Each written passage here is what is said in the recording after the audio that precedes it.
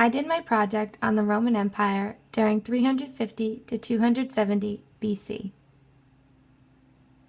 In 346 BC, the Battle of Antium and Satricum occurred. In 346 BC, the Roman soldiers defeated the cities on Antium and Satricum in the Battle of Antium. Consul Marcus Valerius Corvus, along with his troops, traveled to Satricum and engaged in battle with the Antiots and other Velascan troops. 4,000 men and troops were taken prisoner after the Romans stormed Satricum as the Volsci attempted to flee.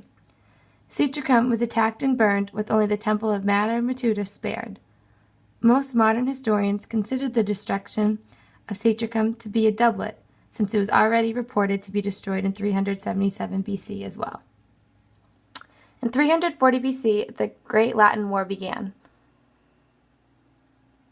This war was a major step in the road that led to Roman control of the Italian peninsula. The Roman army of 340 BC was commanded by the consuls Decius Mus and Manlius Torquatus.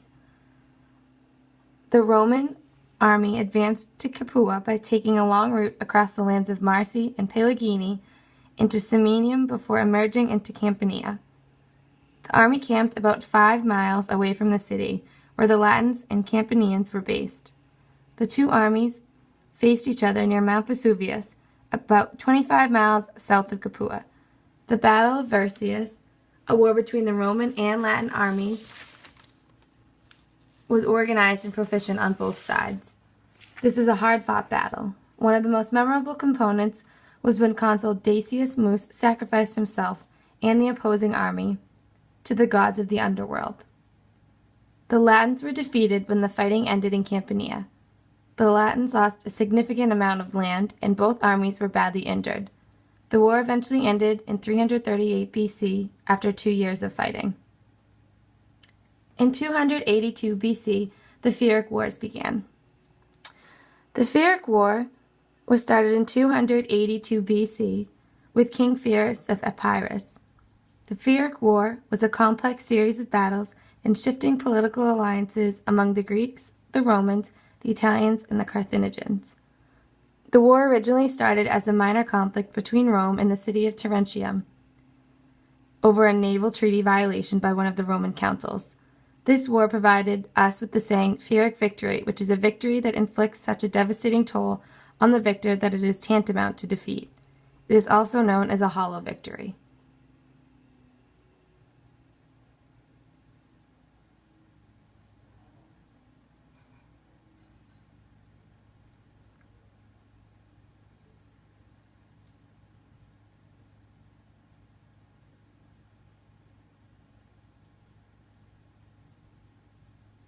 In 270 BC, Curius Dentatus passed away.